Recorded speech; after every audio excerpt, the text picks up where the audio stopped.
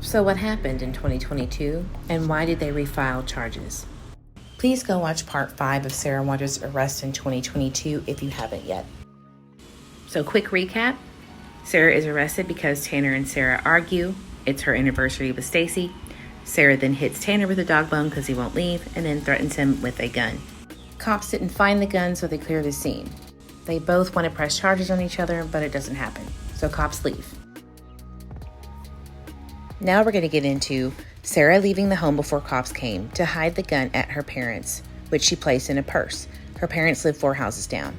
Tanner tells cops about Stacy selling a rifle the day before to a gun shop in New Plymouth, which is 15 minutes away. So once the pistol is retrieved from Sarah's parents' home, she gets arrested on 5 counts.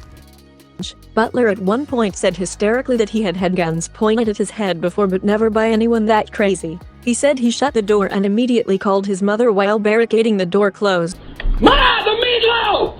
Based on previous knowledge that both of the Wondras were prohibited from possessing firearms, the holster was seized as possible evidence. Butler stated that Stacy Wondra had even sold an HMR-17 rifle to a private buyer the day before and completed the sale in New Plymouth, Idaho at a gunsmith.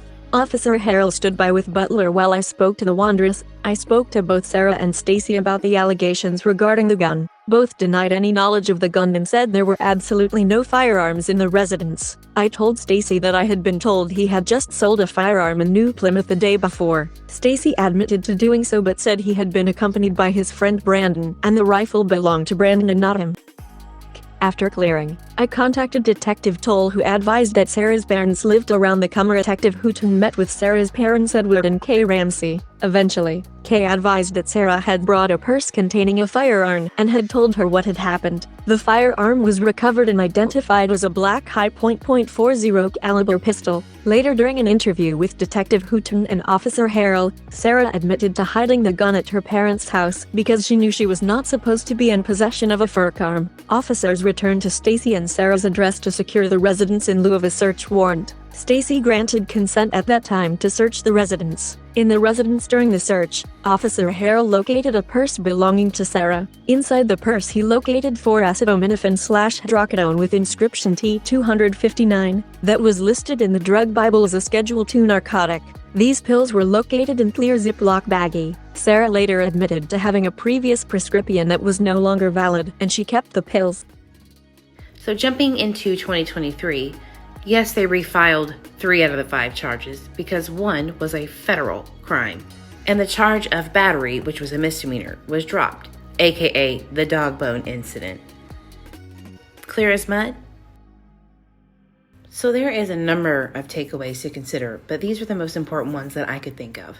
The crawl space and property was searched before the excavation, which was 6 months before. How long did Tanner stay on the premises after Sarah's arrest? Who else stayed in the home while Sarah was in jail on her federal charge? And what all changed from April to July 2022 when a Vaughan family member knew about the Wondras? Oh wait, there's more.